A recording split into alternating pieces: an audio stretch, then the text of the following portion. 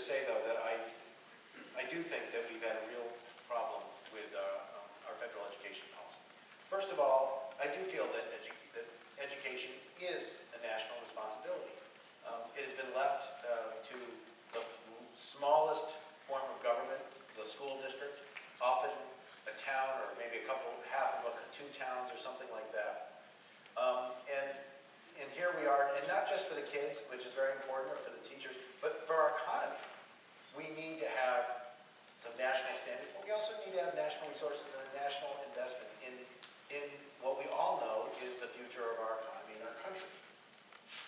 And that, you're right, No Child Left Behind, the one good thing about it was the name.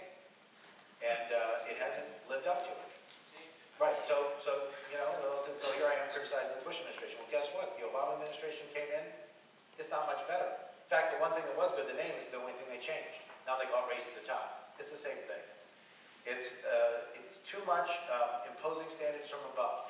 Yes, we should have a national education policy, but it doesn't mean that one size fits all. And that's increasingly what this is.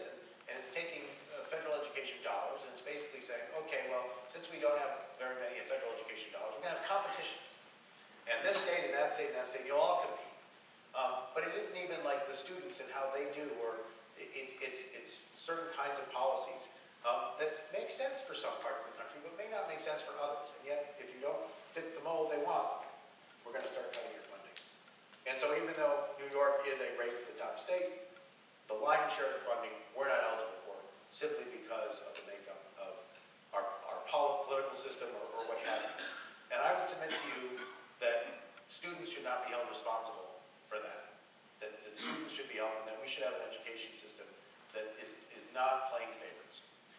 So I've been very critical of the Bush administration. I'm sorry, the Obama administration. I've been very critical of the Obama administration's education plan. I don't think it's particularly good. Now, I've seen a little bit of hope when the president was here. I think we talked about higher education, making it more available to the middle class, particularly making sure that funds are available for students who want to do public service, making sure that, as we already passed legislation on this, but that students will not have to pay more than a certain amount of their income. That's good. But we need to apply some of those standards to pre-K through 12. I was pleased that he complimented the program.